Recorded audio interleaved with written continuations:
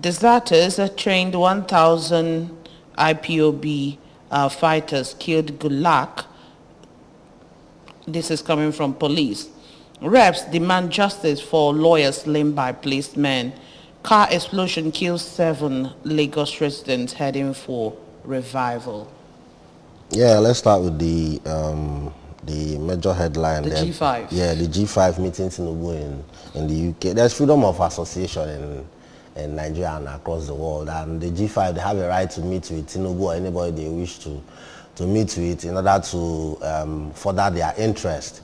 And for the PDP to turn around, even when they do not want to listen to the concerns of the G5, to turn around to now say that they are going to be sanctioned for anti-party activities. Yes. It's just being a bully.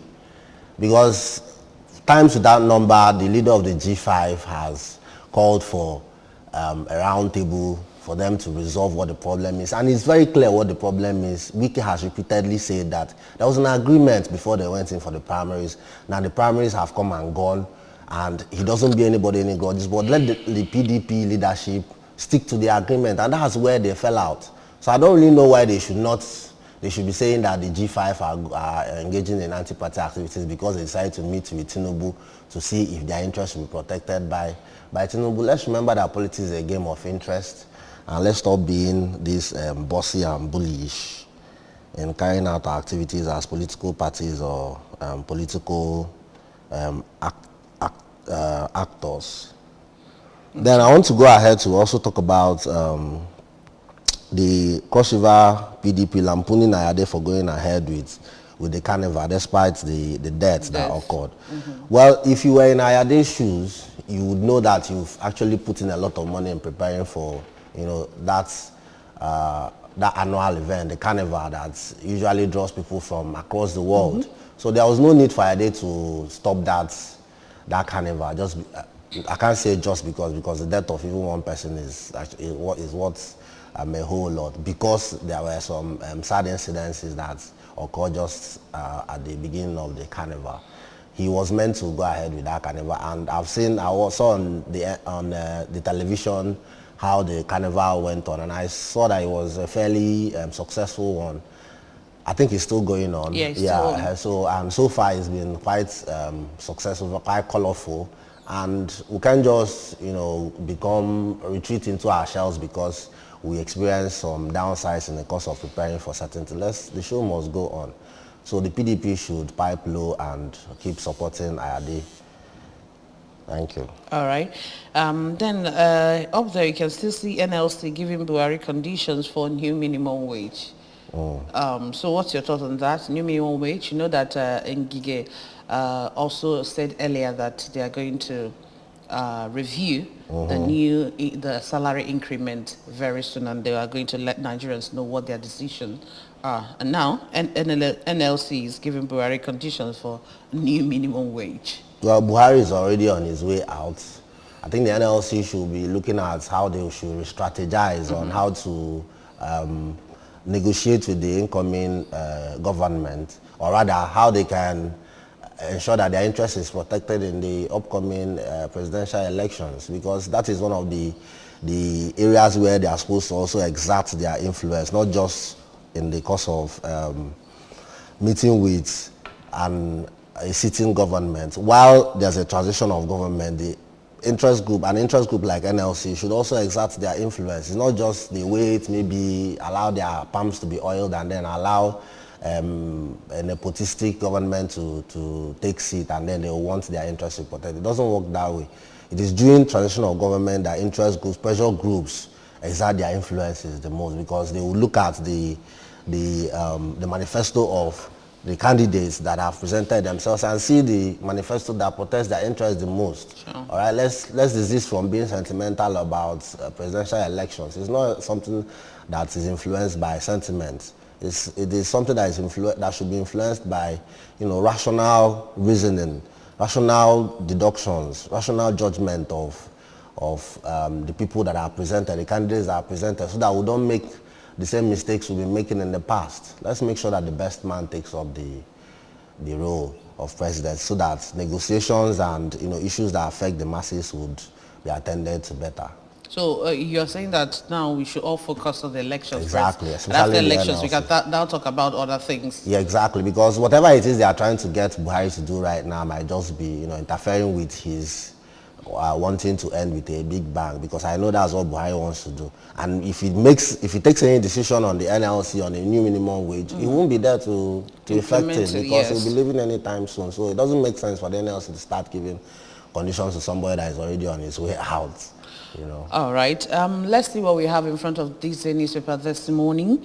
National Assembly passes 2023 budget, raises proposed spending by 1.32 trillion naira to 21.82 trillion naira. And then we have riders there. Works and Housing, Defense Ministries get highest location. Approved 800 and 19.54 billion naira 2022 supplementary budget. Fresh borrowing to be sourced from CBN to fund projects. Extends 2022 budget implementation to March. Attention as Senate drops President's 23.7 trillion naira ways and means advances request. And then adjourns plenary to January 17th. Then we can see there PDP considers expulsion of G5 governors, dissolution of party structures in their state. Uzodimma mourns as Obiozo, leader of Ohanaeze Ndigbo, dies at 80. 2023 poll, be professional, apolitical. Buhari wants security agencies, declares he's difficult to satisfy. Decorates newly promoted Brigade of Guards commander. Okay's procurement of 400 armored vehicles for brigade. Former Pope Benedict is very sick, Pope Francis reveals. All right, these are many more the stories trending in front of this day newspaper this morning. Yeah, there's been a noticeable inflation in our economy, and that probably explains why the budget spending was increased from 1.3 trillion to 21.82 trillion naira. That's mind-blowing. And then we see here that it's Works and Housing and Defense that got the highest allocation. How about education? How about health? All right, these are two sectors that keep being neglected. Not really neglected, keep receiving the, if not the least attention by the budget planners. So these are two areas that keep also constituting issues in the course of executing the details of the budget, because you find out that the people who usually go on strike are the medical practitioners and the people in the education sector. So I thought that we should have considered, yes, defense is important, because you talk about security first before you so, but Works and Housing, yes, but we know that these days private individuals have taken up the issue of works and housing through the high interest in housing especially, all right, due to the high increase in interest in real estate. So I was hoping that health and education will have gotten more attention in the budget, all right, alongside defense. So, but it's all good. It's better done than not done at all. One other issue I also like to look at is the issue of Obiozo, leader of Ohanaeze Ndigbo, who died at 80. Well, may his soul rest in peace. Ohanaeze Ndigbo, it's a parent body of all the other interest bodies that seek to protect the interest of Ndigbo. So, and Obiozo actually played his role in ensuring that Ohanaeze Ndigbo stayed afloat, while he was there. So he deserves the attention he's getting from, the This Day newspaper. So I want to also give kudos to This Day newspaper for making this a front page news. Unlike, I also read it out in front in the other paper that we just finished reviewing. Okay, so that's the Punch newspaper. All right. Okay. Still talking about Uzodimma mourning him. Yes. All right. Okay. Yeah. It was there too. All right. So it's quite applaudable that the news media gave attention to this. He's somebody that is worth celebrating, while he was alive, even right now that he's dead too. And I pray that the present leadership of Ohanaeze Ndigbo, as well as other sister agencies of Ndigbo, should learn to pull their resources together, pull their minds together to start thinking of how to change the narrative of the Igbo people in Nigeria. There's a need for that because there's been a lot of disconnect here and there, and it's not going well for Ndi Igbo politically in Nigeria. There's a need for us to really come together and redefine how we see ourselves and how other ethnic groups in Nigeria see us. Okay, what's also your thought on the 2023 poll where the president is telling security agencies to be professional and apolitical during the polls? Yeah, he's doing his role as our big daddy. He's playing his role as our big daddy, you know, and he's saying it's hard to satisfy, and that's good. We've always known President Muhammadu Buhari to be a perfectionist. So, and he has made him fall out with his lieutenants from time to time, but that has not changed him. And it's one thing to really, you know, give him heads up for. And I also like to add my voice to his by telling members of different security agencies that are going to supervise the electoral process to ensure that they do not get involved in any form of malpractice, because this is one of the things that usually gets people, the electorate, disillusioned when they find out that the police or any other sister agency is aiding and abetting some malpractices, some election malpractices. So there's a need for them to really prove themselves that they are not like that. My mother will say, I didn't call okay. You know, I could go on so much, saying that if people are dirty and or show that you're clean this time around. And we know that this particular election is going to be a defining moment for Nigeria as a state. All right, the next paper we are going to look at this morning is the Nation newspaper. 2023, Wike Makinde orders for closer support for Atiku, and then G5 governors reject peace offer from South leaders. And then we still have there, reps tackle ASU president over claim on Gbajabiamila. Buhari's Obasanjo's Bichi sons in Tinubu campaign. IGP orders suspension of killer ASP Vande. Police need reform. And then new Naira note, Senate urges CBN to shift deadline to June 30. Then we still see the National Assembly raises budget 2023 by 1.3 trillion naira, 10.78 trillion deficit in 21.82 trillion bill. Senate steps down Buhari's plan on 22.7 trillion naira CBN's loans. All right, and then we can still see EFCC to auction 61 flats. Yeah. Yeah, one thing you cannot take away from this administration is the fact that there has been a decisive fight against corruption, and a lot of people have been brought to book, a lot of properties have been seized, a lot of people have been charged to court. So, and you know, this is one thing that the Buhari government promised Nigerians that they are going to attend to, the issue of corruption, which has been eating deep into our system. So, and they've done their bit, and they should be congratulated for how far they've gone. And we also hope that these monies and properties that have been seized, that they still do not end up in the pockets or in private pockets. We hope that the proposal to allocate 5% of it to, you know, social welfare, you know, sees the light of day, and we hope that the next administration also maintains the same tempo, or even goes beyond this fight, the tempo that the present administration put into the fight against corruption. And we also need to talk to ourselves, because corruption, all these corrupt practices are not being carried out by ghosts. They are carried out by individuals, by human beings who make up the bulk of, you know, the people in government and the people in public service, and you and I, everybody, all right? So if there's this slogan that late Dora Akunyili came up with, change begins with me.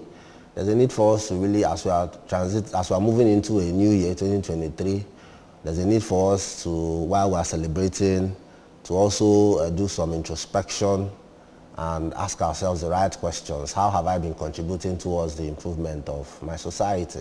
And how can I effect this change, starting from myself and my immediate areas of influence? Okay. IG orders suspension of killer ASP Vandy. He's saying that police must reform. Now, is the suspension just okay for the person that killed that barrister? Well, there's no, when somebody commits murder, there is no punishment that you met out to such a person that would be enough. And as an Igbo man, Igbo people who don't, even if somebody kills another person, you don't go ahead to kill that person because we don't shed blood as Ndi Igbo. All right? The highest thing we could do is to tell the person to leave the environment or more such.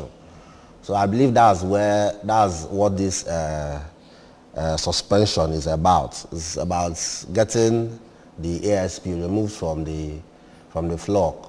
And also the need for reforming the police is there. I know the police have been going through training and retraining. If I understand suspension is just for some time, a period of time, and he might be recalled. Some people we are advocating for like outright dismissal.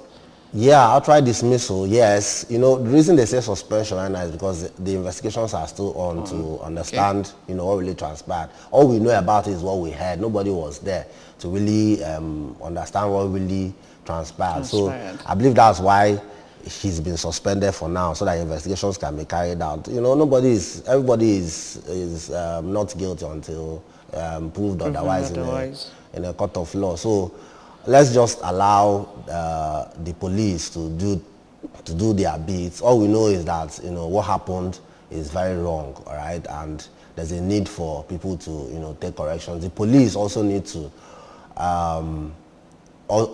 do some homework themselves. Do not allow your officers to engage in taking of any form of intoxicating substance while they are on duty. I believe that is one of the things that lead to some of these excesses that you find amongst them while they are on duty. If they remain sober while on duty, I believe that they will be able to carry out their duties without some of these excesses. So yes, there's a need for the reform of the police. Not just the police, there's a need for a reform of every citizen of Nigeria. Okay. Also, the call from Senate to urging the CBN to shift deadline, that's of new Naira notes to June 30. How do you see that? Yeah, I think the notice that was given for the full circulation of a new Naira notes is short by my own observation. So yes, I agree with because them. up until now, I don't think I've even seen it. I've not even touched it We've not myself. seen this part. Somebody said he got it somewhere in Lagos, but there's a need for more time to be given. Yes, yeah, June I think it's fairly okay. If they can even extend it beyond June to maybe towards the end of next year, all right, so that we can soak in, so that the effect, because I know there's going to be a negative effect somewhat, all right, on the economy, so that effect won't be that much. All right. Well, our last paper this morning is a Daily Trust newspaper with the banner headlines there. After selling 649 vehicles, EFCC auctions 160 houses, land worth billions of naira. Desiani near DG's houses up for grabs, and then government agencies orders to enjoy right to first refusal. Experts commend the decision, advocate due process. We announce revenue from sales soon, spokesman. And then physical activities that shaped Nigeria's economy in 2022. Nigerians refugee turned taxi drivers sacked from Niger Republic. Bandits kill 14, abduct 81 in Sokoto and Castina. Fed up with my marriage, Ganduje's daughter tells court. Reps to ASU, but Jabriya Miller didn't deceive you. National Assembly raises 2023 budget by 1.3 trillion naira. Exploring 6th century-old link between Kano and Algerian scholar Al Magili. Yeah, it's quite sad that our president's own state, Katsina, is still under the scourge of vandals, so to speak. All right, this number that I'm seeing here is quite much, and you know you can never be so certain of the exact figures Yes. of the number of people abducted. They say they abducted 81. 81. That's quite a lot. They That's have up killed to, up to 14. yeah, and they killed up to 14 people in Sokoto and Katsina. I mean, that's something to really frown at. I think we need to, I think the northern states need to invest more in their local vigilante, because I believe that's what can solve this problem. Because it's the local vigilante that knows their borders, that can actually go into some of these forests where some of these unscrupulous acts are carried out. So there's a need for the president also to, you know, rise up to the occasion. It's not fair enough. Okay, why didn't enjoy? It's not fair that he's in Abuja and his own home state is undergoing this. This is not the first time something like this is happening. And there was even a particular story whereby he came into Katsina, and then there was an invasion. You know, things like this should not happen. I mean, this is the president. This is not a chairman of a local government. So the president needs to rise to the occasion and remove this shame from his face and secure his home state. There's a need for that. Same goes for the Sokoto state governor. He needs to rise to the occasion and invest more in local vigilante. I mean, we can do this. We can secure our borders. We can secure our states if we are sincere with, you know, the way we handle security. I believe we can do that. We'll have we'll have the human resources to do that, and we'll have the wherewithal to do that. The security force that are given to governor runs in multiple millions, so I don't need billions even. So I don't know why we can't achieve this. I don't know why we can't. Okay, and I mean, how do you feel seeing the story? Nigerian refugees turned taxi drivers sacked from Niger Republic. I mean, these are people that fled the country, probably people that were in this northern part of the country that fled, and they went to Niger Republic to be turned to a taxi driver. Now they are sacked again, maybe to come back to the country again. But it's laughable that somebody left Nigeria, a land flowing with milk and honey, and then the place he ends up in is in the Nigeria Republic that is almost a desert. It could be flowing, if for you, you could be, you know, getting buckets of milk and honey. I'm not. But to some, they are not. They are being threatened. Do you know we have the largest security-wise? We have the largest market in Nigeria. So if somebody decides to go into maybe trading, for instance, in Nigeria, you're going to thrive better in Nigeria than any other place. We have the largest market in Nigeria. If you decide to go into taxi driving in Nigeria, I believe you're making more money than in Nigeria Republic. So I don't really, probably these people were people on transit. Maybe Nigeria Republic is not where they wanted to end up in. Maybe they wanted to take the road through Nigeria Republic and maybe get to Libya and then from there Europe. I believe that's what happened, and then they found themselves settling for Nigeria Republic, and now they've been sent back home. Yes, let them come back home and let them help, you know, join hands with the rest of us that are still here to, you know, make Nigeria more livable. It's a collective effort. It's not something that should be left for just, you know, the people in the political space. So they are welcome home. I believe that we're going to give them a better working environment than Nigeria Republic gave them. Nigeria Republic is, the heat there is something else. I don't encourage anybody to go over there, you know, to, let's stay back, please. All right. Well, on that note, we want to say a very big thank you to you, Osta, for joining us on the press review this morning. Osta Eze, he's a public affairs analyst. Thank you so much for being here this morning. It's always a pleasure. Thanks for having me. Well, that's it on press review. Thank you so much for being with us. We're going on a short break, but we'll be right back, so stay with us.